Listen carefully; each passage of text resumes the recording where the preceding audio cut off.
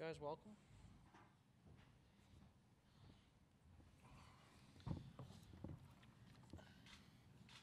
We'll start with questions for the student athletes.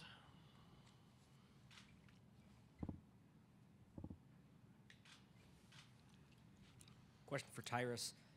My name is Casey Harrison with the State News. Seeing what Michigan State was able to do yesterday, go up big against the Bucknell team, what do you really know about them, and what is the best way to take a defensive standpoint and stop them? Well, we know they're well coached. They have some really good players. So they're going to be a tough team. They have good bigs, good shooters, a good point guard. So they're just a good all-around team. But if our zone is active, moving, we'll be fine. With the Sports Illustrated for Kids application. Question for both of you. Yesterday, before halftime, you allowed Butler to score a lot of points. Anything you're going to be doing tomorrow to stop Michigan State from scoring before halftime? Just got to be active. Use our length, use our athleticism. I think when our activity level was high, I think that's when the zone was very effective. And shout out to you too. You know what I'm saying? I see. Oh, man. Well, we're a defensive-minded team, and we know we win our games based off our defense. We put teams well below their average when we're playing good defense, and that's what we're going to have to do tomorrow.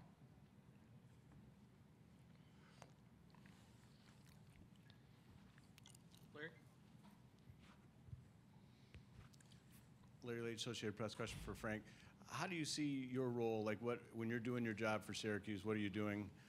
And then what is your thoughts so far on Cassius Winston with what you've seen from Michigan State's point guard? I think my role is, to first lead the team, be a leader first, command the offense, kind of be the spark on defense as well. Kind of do whatever I need to do to help us get the win, Some games I have to score the ball more, or some games I have to facilitate more. So I just try to do whatever it takes to get the win. And I know Michigan State, they have a lot of great guards, and we just got to keep them out the lane. Use our length to our advantage, and just be active. Casey Harrison, State News. For both of you, with the two games that you've played during this week, is there any kind of fatigue or mental wall, physical wall that you hit, going to Dayton to play Arizona State and then playing TCU? I don't think so. We're a mentally tough team. We're used to playing a lot of minutes, and we're used to battling the entire game. So I don't think there's any fatigue. Yeah, I think at this point in the year, we're kind of used to it. It's kind of routine. Just got to take care of our body. This is what we wanted all year. We want to be in this position. We're happy to be here. We're just ready to attack.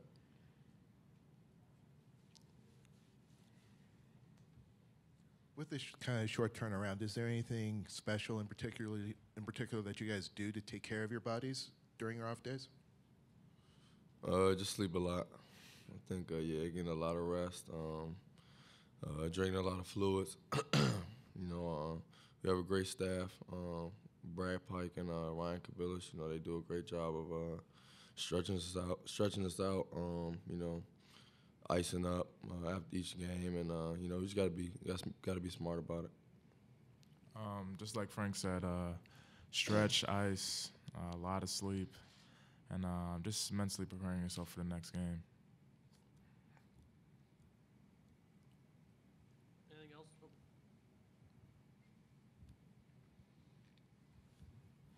Just wondering, since obviously your guys' zone is unique, do you find opposing teams early on sometimes get frustrated, or do you kind of wear them down frustration-wise over the course of a game?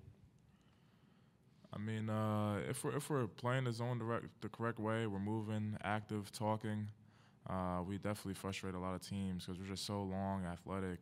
We have shot blockers down low. And when you finally get that open shot, you start second-guessing it because you haven't gotten open shot the whole game. So it makes things tough on the opposing team.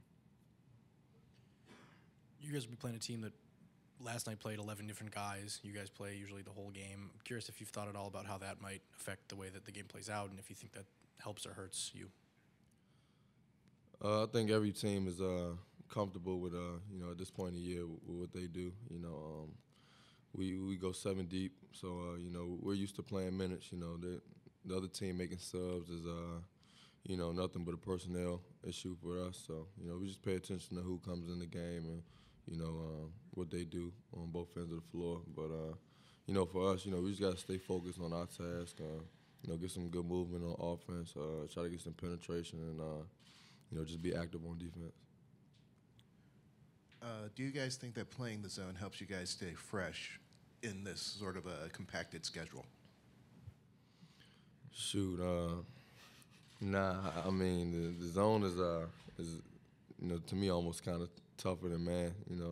I haven't played man in college, but the zone you guard an area, you don't guard a man. You know what I mean? So, in man you kind of got to worry about your man. And help side, and in the zone you might have 1 or 2 dudes in your area that you got to take care of. So, I think the zone it's a tough thing to do, but I think when you get it down pat, it's really effective. Yeah, just like Frank said, the zone, you're constantly moving. You're never stopping, constantly talking. If something breaks down, the next guy has to pick up the slack and try to get to the correct area. So it's tough, and you're constantly moving. Anything else for the student athletes? Guys, thank you for your time.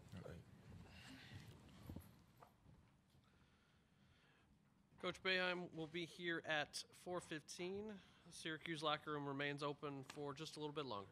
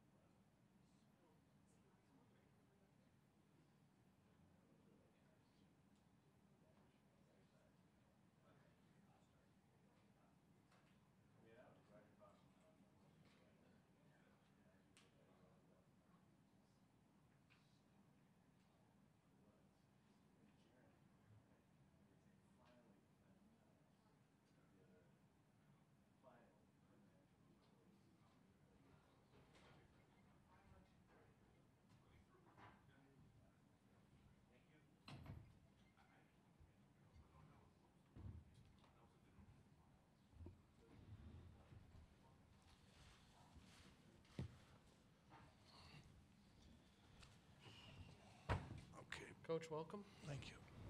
We're getting started. We're now joined by Syracuse head coach Jim Boeheim. We'll start with an opening statement before we start with questions. Well, we're excited to be in this game. It was a heck of a battle last night, and we're really excited to be able to play again. Questions? Greg Joyce from the New York Post. I'm just wondering, how did you find Merrick, and how difficult is it to project what he may be able to do? I've only taken one player in my career off tape, and he was before Merrick. He was the worst player I've ever had. He looked great on tape. He was, normally we don't ever even would think about taking somebody off of tape. But we were in the summer, we lost a player late, or knew we were going to lose a player pretty late. So our numbers were really sketchy at the time. We had got some tape. We liked, what we saw. We knew that he was a productive player on his junior team. And, you watch him on tape, it's what he is. He's quick, he runs, he's got a good feel for the game. He's one of the only European players that can't shoot that I've seen in the last few years, but he's more athletic than a lot of European guys. He came in, Adrian's worked with him really hard. I've tried to help him a little bit. We changed his shot a little bit, and he's pretty good from about 15 feet in. He makes his free throws, and he's got a good touch from 15. When he moves out, he goes back a little bit to his old form, but last night, maybe because he had to hurry it or something, the three he made, he shot perfectly. But he's a really smart player.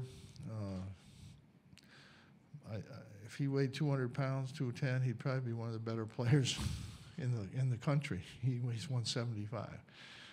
And he's a good player, but he gets muscled. He has some games where he gets muscled.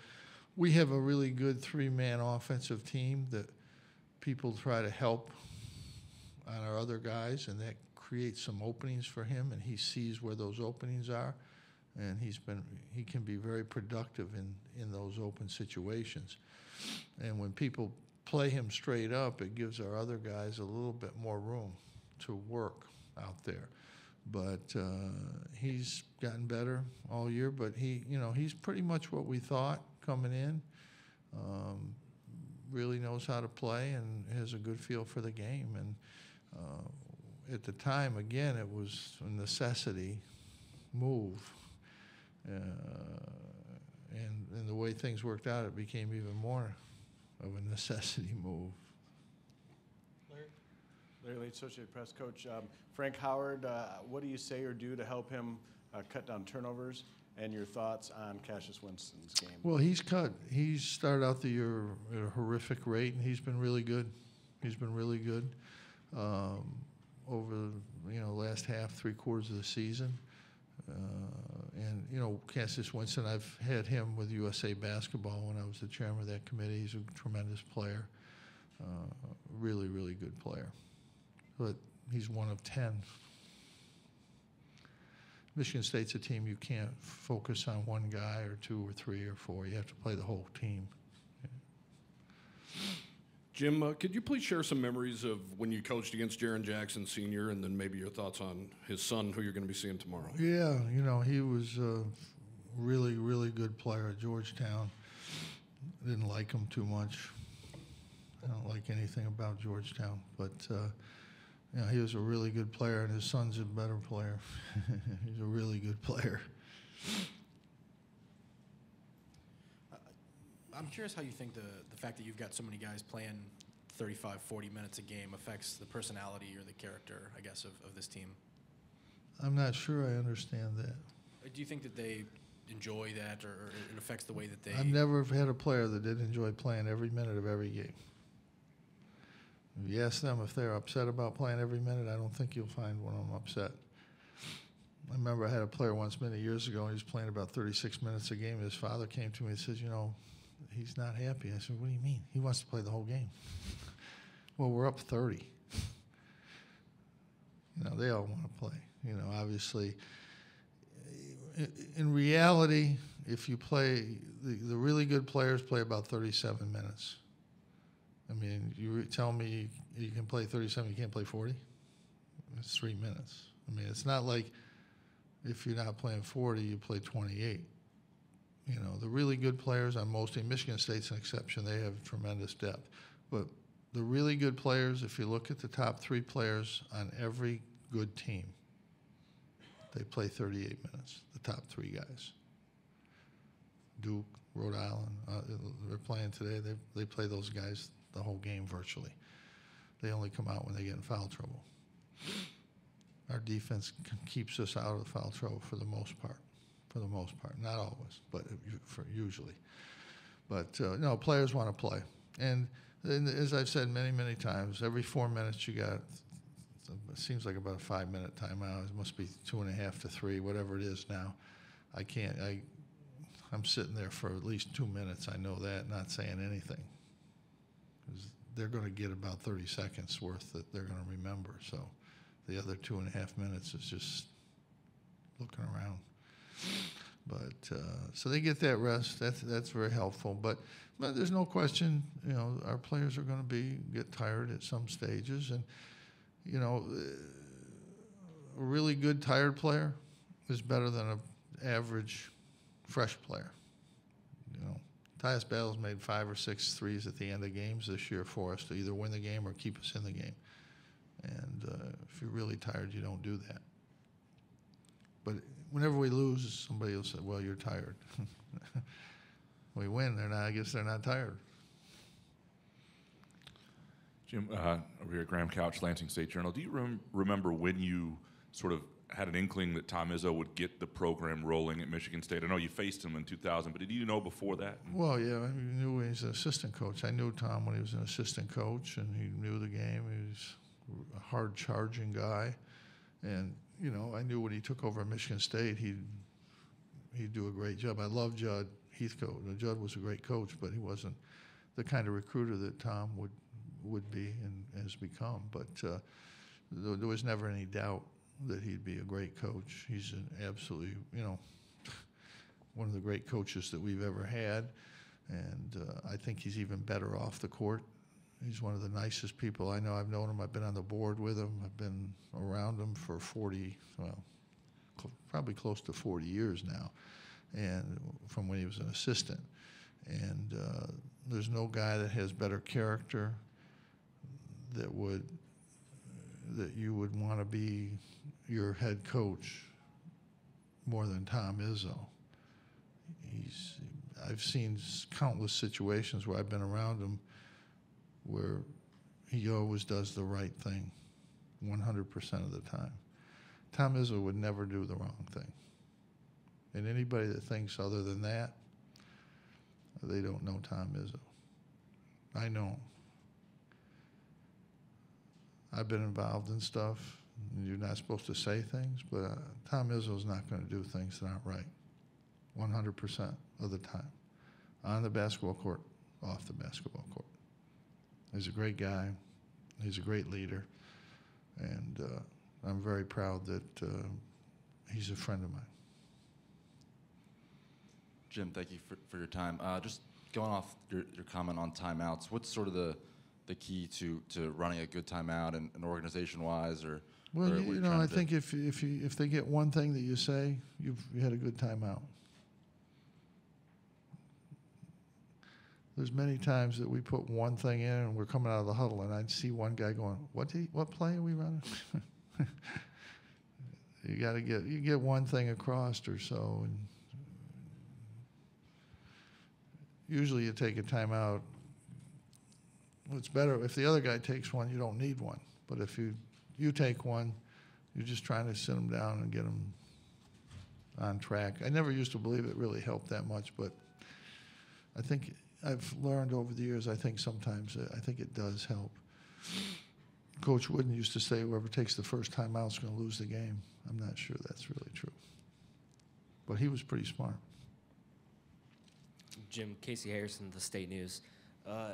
With Michigan State having 5 starters who average double-figure scoring, what is the best way for your team to slow down a fast-paced offense like Michigan State's.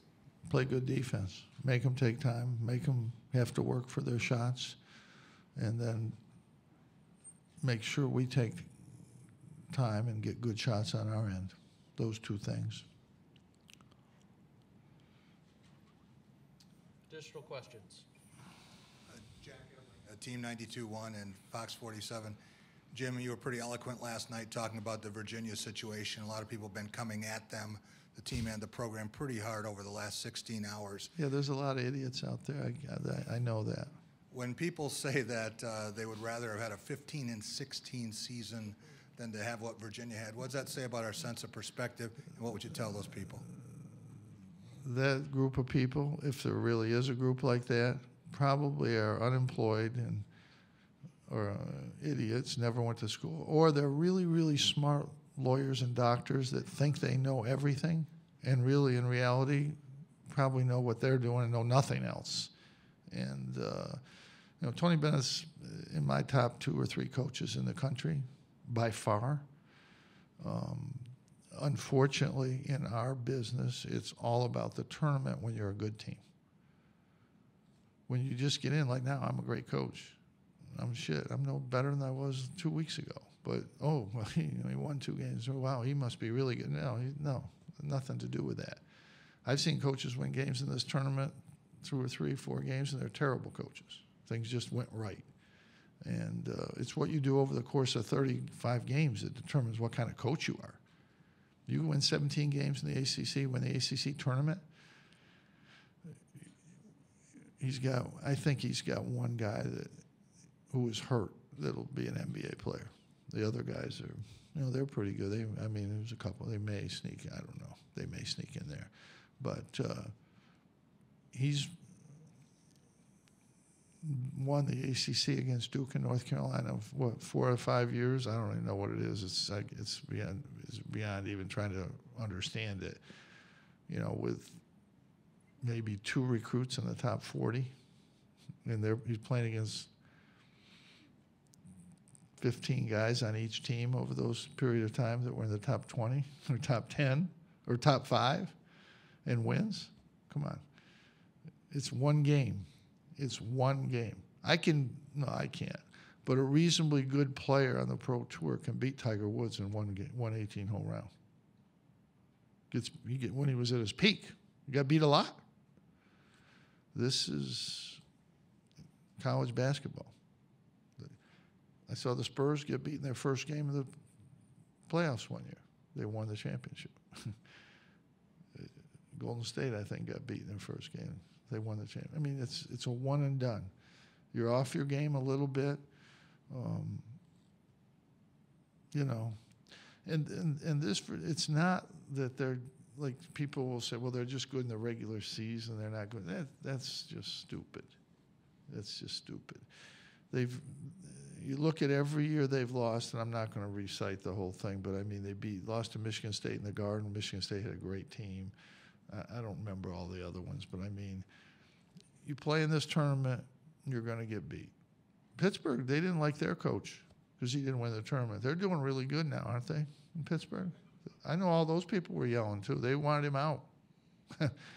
They pay this guy about $10 million, which they're trying to renege on, which is great for a university to do, have a signed contract with a guy and then say, well, he yelled at his players. That's 350 coaches are going to get fired tomorrow for that. But, no, come on. The tournament is, I've lost in this tournament. Everybody has. I looked at the list of bad losses, and I couldn't believe we weren't even on it.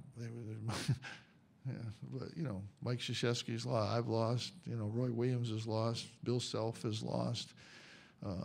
Dean Smith lost. There's nobody that hasn't lost. I think you could easily make the case that Tony Bennett's way overachieved in the regular season, and they play like they probably are in the tournament. You could possibly make that case. This year is a little aberration, obviously. That was a bit, but the other losses, it's a tough tournament, and really good coaches, good teams get beat. You know, Tom Izzo's one of the best tournament coaches ever, and I sat there 2 years ago and watched Middle Tennessee beat him. And they played a perfect game. We beat Middle Tennessee the next game by 30. You know, by 30. It's just basketball. We lost to Vermont, and the next day, Tom Izzo beat Vermont by 20. It's just the game. It's a crazy game, and the tournament's a crazy thing. We all know that. We all say that, but then we don't follow through on that. If I could hire a coach in this country and I could get Tony Bennett, there would be no second place. There would be nobody in second place. Nobody. He's kicked our ass every time we played him, except we got lucky once. We've got time for a couple more. Just going back to Merrick, how have you seen him adjust to living in a new country? Never mind the difficulties that come with adjusting to He Division seems I to be basketball. doing pretty good. He's doing well in school. He's got a blonde cheerleader for a girlfriend. He's starting on a team in the 32 in the country. I guess he's doing okay. She drives him all over, too. So, I mean, shit. It's almost should be illegal. Probably is. Larry Leach from Associated Press. Coach, obviously Michigan State's going to have a ton of fans there, but you're going to have Dave Bing, Derek Coleman. Well, if I could play him, we'd have a shot. A really good shot. We had dinner with Dave and Derek the other night, and it was always great to see those guys. They're great guys, great people. Dave Bing was my roommate in college, and he taught me how to do a lot of things that have helped me in life. He's really the most mature, most well-rounded individual that I've ever been around in my life. He had a huge impact on me. I was from Lyons, New York, 5,000 people. I didn't know who the Supremes were when I came into my room. And he taught me an awful lot. Although the first day of practice, I thought I was pretty good, and I guarded him. He had 15 straight baskets against me. I called my mom, and I said, Mom, I don't know about this situation. My mom was pretty smart. She said, well, how about the other players? I said, well, they're not that good. I said, well, then you'll be okay. Got time for two more. Vinod Gupta, playing for Sports Illustrated for Kids. Happy St. Patrick's Day. I'm wearing these clothes today because I'm proud of who I am and where I'm from. And I wanted to know, what are you proud of for who you are, where you're from, and for your team? Well, that's a great question. Best one of the day, which figures. I'm proud to be from Lyons, New York, a town of 5,000 people, small little town, and got to Syracuse when I was 17 and didn't know much about anything. And I remember as a freshman playing on the freshman team, one of my best friends said, well, you're doing okay, but why'd you come to Syracuse? You're never going to play here. So he's still a good friend of mine today, but I do remind him of that about every time I see him.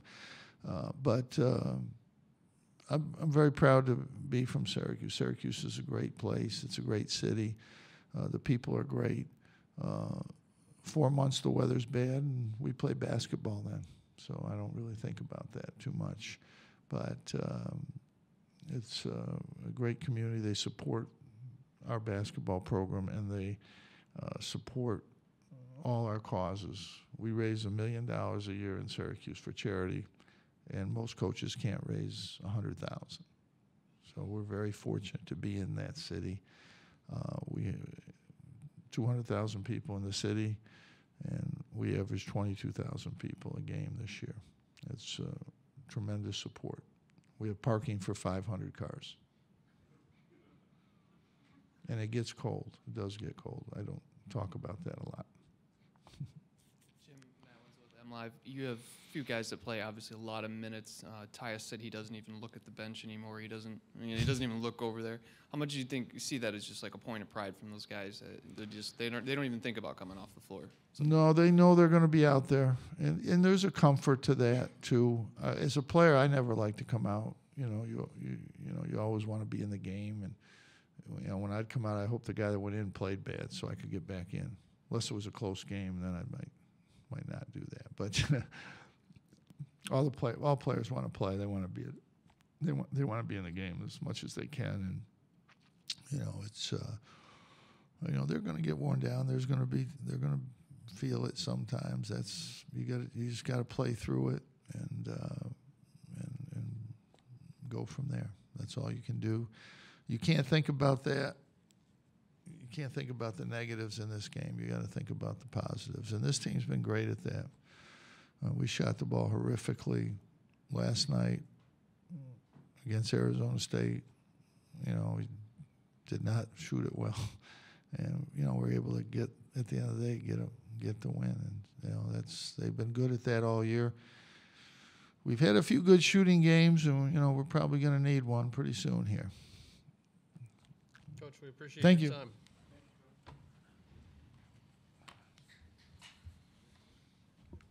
That concludes our press conferences for today. Transcripts will be sent out following this press conference as well, and you can find that on ncaa.com/transcripts and also be emailed out shortly. Thanks so much.